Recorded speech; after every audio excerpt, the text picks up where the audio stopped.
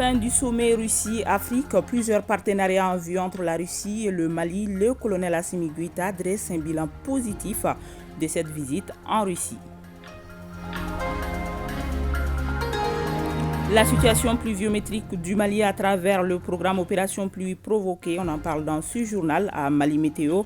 L'on estime que la saison sera précoce même si les prévisions prévoient beaucoup de pluie. Notre équipe de reportage dirigée par Aridjou Matina est allée voir comment le programme travaille et comment se fait la coordination entre les services de Mali Météo et les pilotes militaires de l'armée de l'air qui effectuent la mission de l'opération Pluie Provoquée.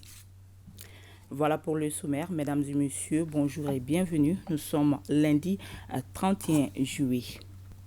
Les autorités russes et celles du Mali décident d'accélérer la réalisation des engagements dans plusieurs domaines. C'est là à l'occasion de la visite du président de la transition, le colonel Assimi Goïta, à Saint-Pétersbourg, le chef de l'État pour qui la Russie demeure un partenaire fiable et sincère, un partenaire engagé à répondre aux aspirations des populations maliennes. Au micro de nos envoyés spéciaux, Yaya Konate, Adama Kamara et Abdul Salam Bambara, le chef de l'État dresse un bilan positif. Monsieur le Président, bonjour. Bonjour. Vous venez d'achever votre premier séjour à l'étranger depuis votre investiture. Pourquoi avoir choisi la Russie comme première destination? Tout d'abord, je tiens à remercier le président Vladimir Poutine de m'avoir invité pour ce deuxième sommet Russie-Afrique et pour l'accueil qui a été réservé à ma délégation. Et comme vous le savez, la Russie a été toujours un partenaire historique et traditionnel du Mali depuis l'accession de notre pays à l'indépendance. Cela dit aussi, nous partageons un certain nombre de valeurs avec la Russie, et notamment la non-ingérence dans les affaires internes, le respect de la souveraineté des deux États et surtout la prise en compte des intérêts de nos différentes populations. Donc j'ai eu plusieurs fois le président Poutine au téléphone et nous avons échangé sur plusieurs questions et c'est la suite de cela qui m'a vraiment adressé cette invitation. Donc il était de mon devoir d'honorer mon engagement par la présence d'une forte délégation malienne composée des ministres, des opérateurs économiques et surtout aussi les membres du CNT. Vous avez donc pris part ici à ce deuxième sommet Russie-Afrique. Quelle est l'importance et quels sont les enjeux de ce sommet avec le forum économique et humanitaire, bien évidemment, pour l'Afrique et pour le Mali? L'enjeu de ce sommet, c'est d'abord de construire, de consolider un partenariat stratégique gagnant-gagnant dans les différents domaines, notamment dans le domaine économique, l'agriculture, le commerce, dans le domaine aussi de l'enseignement supérieur et de la recherche scientifique, et dans le domaine politique et surtout aussi sécuritaire. Donc nous, pour le Mali, on avait déjà anticipé depuis les sanctions illégales, illégitimes et inhumaines de la CEDEAO contre la population malienne. Donc on avait dépêché plusieurs missions ici en Russie. Et ces différentes missions ont eu à travailler dans différents domaines, notamment dans le domaine de l'agriculture par la fourniture des intrants tels que les engrais, aussi dans le cadre du transport, notamment la relance du chemin de fer. Ensuite, on est en train de travailler dans le cadre de la création d'une compagnie aérienne avec la Russie. Donc, dans le domaine sécuritaire, comme vous le savez déjà, on a eu à bénéficier de la livraison de plusieurs aéronefs et cela va encore continuer. Donc, en tout et pour tout, pour l'enjeu pour le Mali, c'est encore de diversifier et d'intensifier cette coopération avec la Russie. Et au-delà de ça, la Russie aussi avait, lors du premier sommet, avait déjà convenu avec certains partenaires effectivement de développer le commerce et aussi l'aide humanitaire en fonction de son partenaire avec ses différents alliés. Mais force est de reconnaître qu'il y a eu des difficultés par rapport à ces différents sujets qui ont été discutés, à commencer par la pandémie de la Covid-19 qui a fait que beaucoup de pays n'ont pas pu être ravitaillés. Il y a eu aussi la vie chère. Donc cela a impacté sur le coût du pétrole, le coût des intrants. Et cela a impacté négativement tous les secteurs. Donc aussi il y a eu l'opération spéciale de la Russie en Ukraine, aussi qui a impacté tous ces secteurs vitaux. Donc il était du devoir de la Russie de faire un retour d'expérience, de voir avec ses partenaires comment créer de nouvelles routes de ravitaillement, parce que suite à la sanction des différents partenaires contre la Russie, effectivement, cela a amené certains partenaires de bloquer les dons livrés par la Russie. Il s'agira de revoir encore comment créer de nouvelles routes pour le ravitaillement de ces différents alliés. Donc le cadre humanitaire se situe dans ces cadres. Vous avez parlé d'anticipation, vous avez noué un partenariat stratégique avec la Russie. Pourquoi ce partenariat et quels sont les résultats attendus? Comme vous le savez, le monde a beaucoup évolué, le monde change et il faudra très vite identifier vos intérêts et identifier avec quel partenaire vous pouvez accéder à vos intérêts dans le cadre du respect mutuel et dans le cadre du respect de la souveraineté de votre pays. Donc aujourd'hui, la Russie demeure le partenaire fiable, le partenaire sincère et le partenaire engagé effectivement à répondre aux aspirations des populations maliennes. Donc, raison pour laquelle nous avons développé un certain nombre de secteurs tels que le secteur de la sécurité. Et c'est là en train de continuer. Et pour ce sommet encore, nous allons renforcer tout ce qui est équipement, tout ce qui est coopération militaire. Mais aujourd'hui, comme on le dit, sans sécurité, il n'y a pas de développement. Comme sans développement aussi, il n'y a pas de sécurité. Donc les deux phénomènes sont liés. Une raison pour laquelle maintenant, pour cette dernière phase de la transition, le Mali a orienté à développer le secteur économique. Raison pour laquelle nous avons surtout travaillé sur le plan de l'agriculture, sur le plan commercial, et aussi sur le plan du transport. Comme j'ai tantôt dit, nous allons encore développer. On a fait la relance du chemin de fer. Il y a encore d'autres qui sont prévus. Mais aussi, nous allons développer aussi avec la Russie une compagnie aérienne russo-malienne. Donc, c'est des procédures que nous allons suivre. Peut-être ça va prendre un peu de temps, mais ce sont des résultats qui seront entendus, voire une accélération de nos engagements dans ces différents domaines, le domaine de l'enseignement supérieur et de la recherche scientifique, le domaine sécuritaire, le domaine du commerce, et aussi dans le domaine politique. Voilà à peu près les résultats qui sont attendus. Vous avez donc parlé un peu des différents domaines, mais quelles sont les perspectives donc, en termes d'intensification et de diversification de cette coopération? On a déjà placé les jalons. Il s'agira pour chaque ministère encore de suivre nos engagements, ce dont on a discuté, et à un niveau plus élevé, s'il y a des difficultés, nous allons échanger entre nous au niveau des différents présidents. Mais tous les jalons sont posés maintenant. Il appartient aux différents ministres, aux différents départements de mettre en œuvre ces différents engagements. En marge du sommet et du forum économique et humanitaire, vous avez rencontré votre homologue de Russie, Vladimir Poutine. Quels étaient les sujets à l'ordre du jour? En fait, il y a eu deux rencontres. Il y a eu d'abord la première rencontre qui a été élargie à la délégation malienne, aussi à l'équipe de la Russie. Nous avons échangé sur des questions bilatérales dans les différents domaines, comme j'ai tantôt cité, le domaine sécuritaire, le domaine commercial, l'enseignement supérieur, aussi niveau politique. Donc on a eu à valider les engagements qui ont été discutés à travers les différents ministères et aussi de pouvoir trouver des solutions par rapport aux problèmes qui ont été évoqués par les différents ministres. Donc ces différents engagements ont été validés au niveau des différents présidents. Donc à la suite de cela, cela a duré pratiquement 1 heure de temps.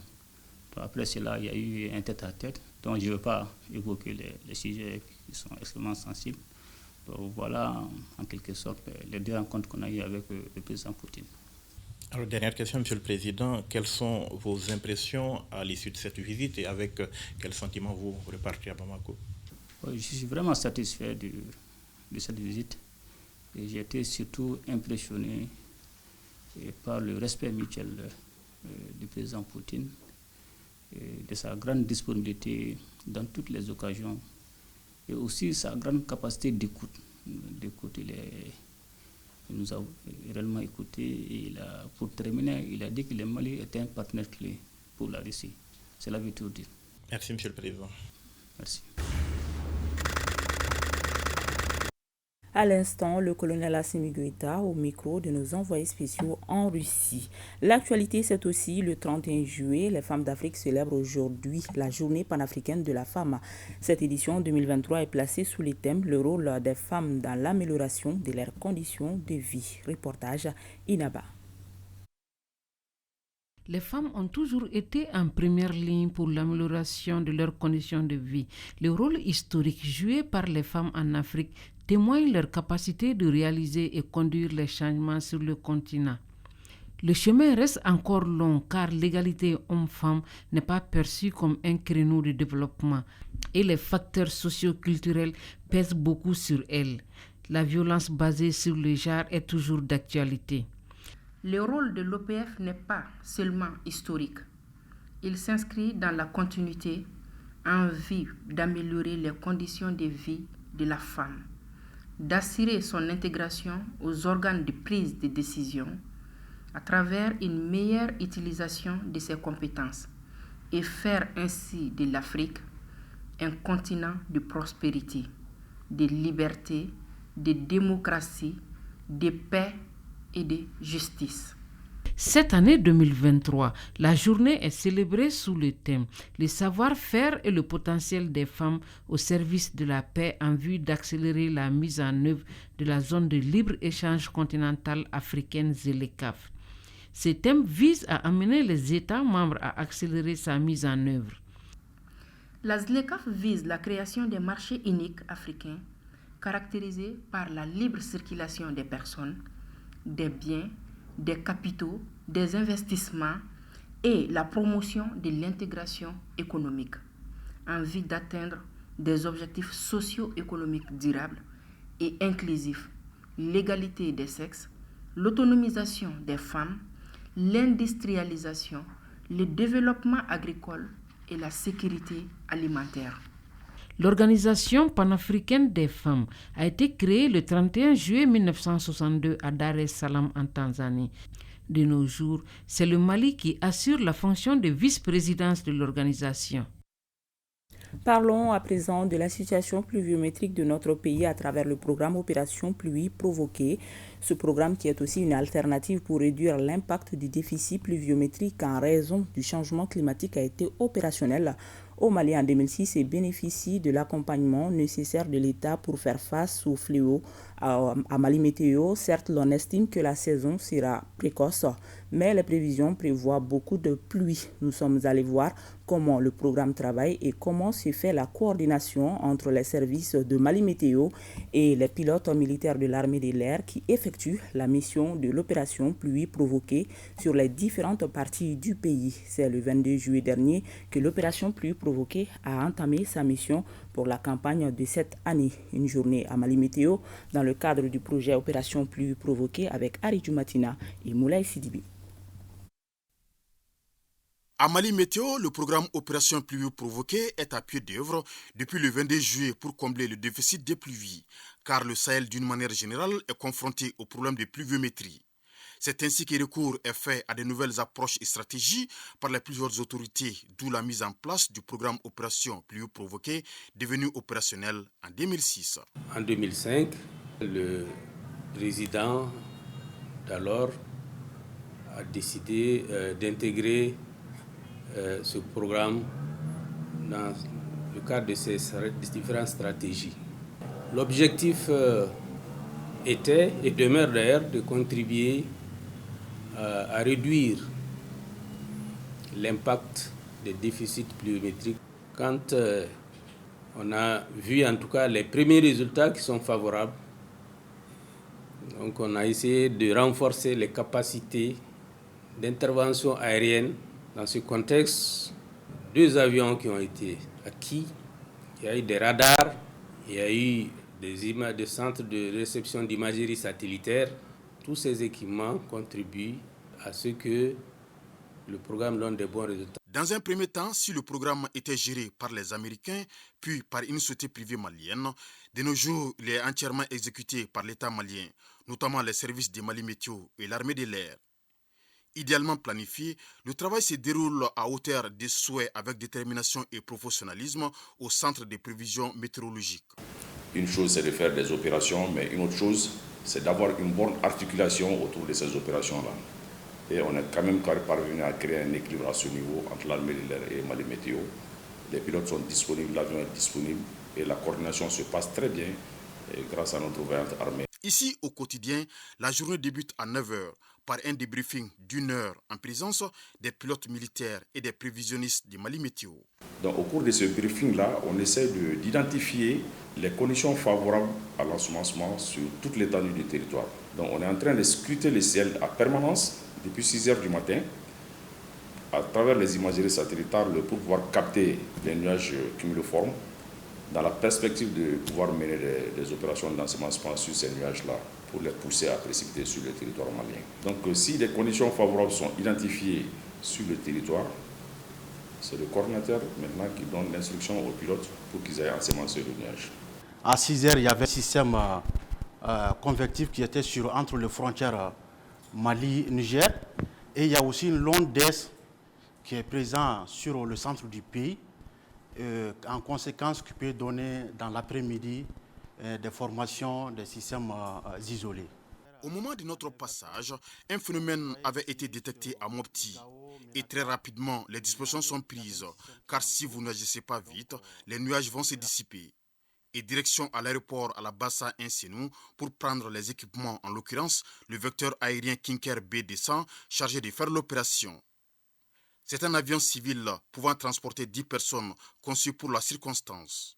L'armée de l'air participe aussi à l'effort du développement économique, social et culturel.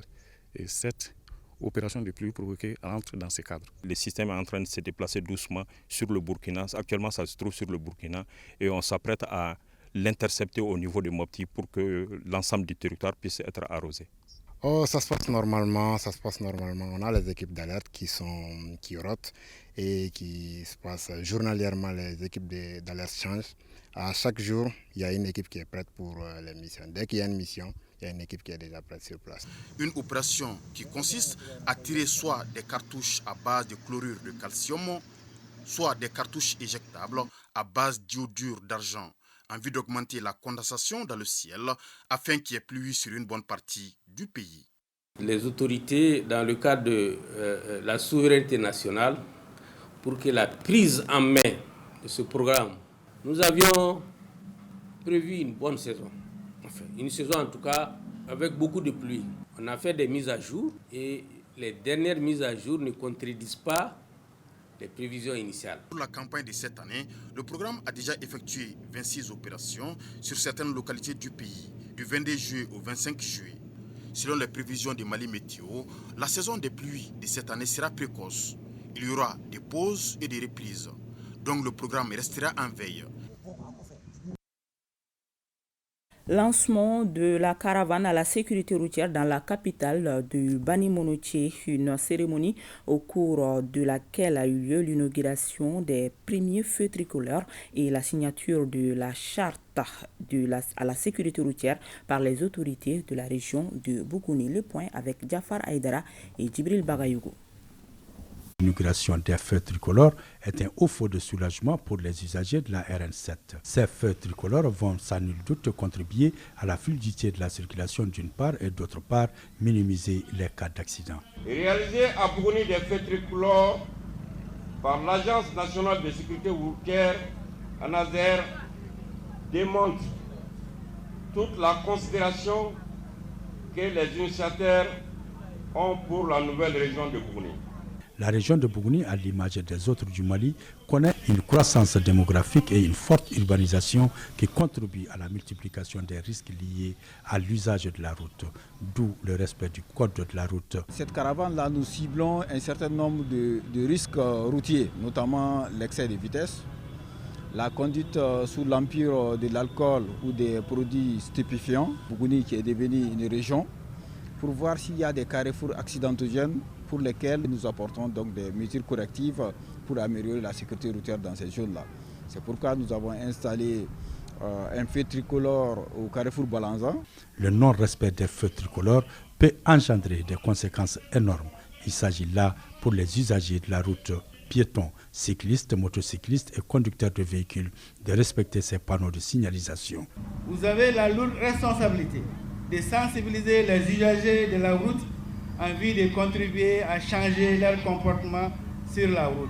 Quant au feu tricolore, il vient à point nommé dans la ville de Bougouni qui ne cesse de se développer depuis l'opérationnalisation de la nouvelle région de Bougouni. À rappeler que l'année 2022 a enregistré 8189 cas d'accidents, dont 8287 blessés et 684 tués. Ces statistiques préoccupantes nécessitent que des actions vigoureuses soient menées pour inverser la tendance, d'où la signature d'une charte à la sécurité routière par les autorités de la région de Bougouni. Le prix Corna, une première au Mali. Les initiateurs sont dans une logique de redorer le blason du secteur de la broderie, aujourd'hui dans une impasse née de la concurrence déloyale, susciter le goût de la créativité chez les tailleurs et lutter contre la migration irrégulière. Reportage Boubacar Kanouti. Le concours de broderie Bamada couplé au prix Corna. Un nouveau concept pour aider les artisans maliens en général, les couturiers en particulier, à être autonomes, à contribuer largement au développement socio-économique du pays, mais aussi et surtout minimiser l'immigration irrégulière qui constitue un frein à l'émergence des pays du sud du Sahara. Une initiative novatrice saluée à tous les niveaux, surtout en cette période où l'insertion socio-économique préoccupe plus d'un. Vous voyez, lorsque vous portez une tenue bien brodée, vous pouvez rentrer partout. Mais celui qui a été à la base de cette œuvre ne peut même pas avoir accès à là où vous êtes. Donc qu'ils mettent du sérieux et qu'ils se professionnalisent, leur œuvre peut les précéder au lieu qu'ils aillent tenter l'aventure par la mer, alors qu'ils ont à la base ce talent-là. La valorisation de nos produits locaux est l'une des aspirations des autorités maliennes. Ce présent concours permet de vivifier les potentialités dont le pays regorge et ouvre la voie à une labellisation tant souhaitée. Tous les pays qui se font développer l'ont fait par la valorisation de leurs citoyens et du savoir-faire de ceux-ci. Notre accompagnement, sans doute pour cette initiative, se justifie par l'importance que nous accordons à la préservation de nos talents et la valorisation de nos travailleurs. Une tribune pour les brodeurs maliens, c'est vraiment un réel motif de satisfaction pour le département en charge de l'artisanat. Quand on sait le rôle combien important que les brodeurs jouent dans le vestimentaire, dans la promotion du vestimentaire malien. Et vraiment d'être très entreprenant. Comme on le dit, tout début est difficile. La première édition du concours s'est déroulée en Côte d'Ivoire et les gagnants ont bénéficié des bourses de formation en Chine pour s'imprégner des avancées dans les domaines de la mode. Le coup d'envoi des activités du mouvement des femmes du Mali Kouroua a été donné samedi dans la cité des infirmiers à 15 Ambougou en commune 2 du district de Bamako. Le thème retenu pour cette première cérémonie est le rôle des parents dans l'éducation des enfants. Dossi Babadjara. Apporter leur pierre dans la refondation du Mali, tel est l'objectif du mouvement des femmes du Mali Kouroua. À leur initiative, des activités de sensibilisation dans le district de Bamako sur le rôle des parents dans l'éducation des enfants. Ces activités seront menées avec le Conseil national de la jeunesse du Mali. C'est à Kinzamougou, en commune 2 du district de Bamako, que les activités ont été lancées. Les femmes du Mali Kouroua veulent que tous les enfants soient bien éduqués. Les enfants se droguent dans la rue, ils parlent mal.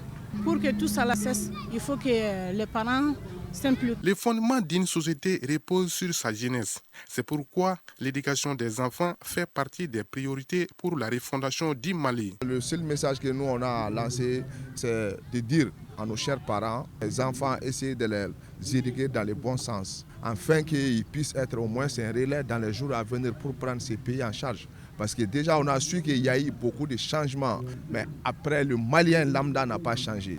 La refondation repose sur qui? Les bras valides. Les bras valides, c'est qui? Ce sont les jeunes.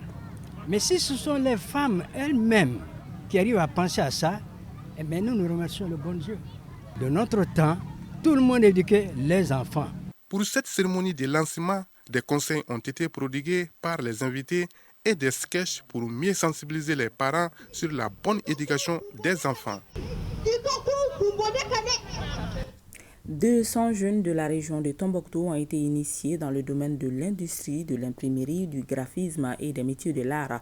C'est une initiative conjointe de l'ONG IDEA-JM et Graphicom financée par l'UNESCO. Ces jeunes ont été aussi renforcés pédagogiquement afin d'initier d'autres dans la région. Yaya Tandina.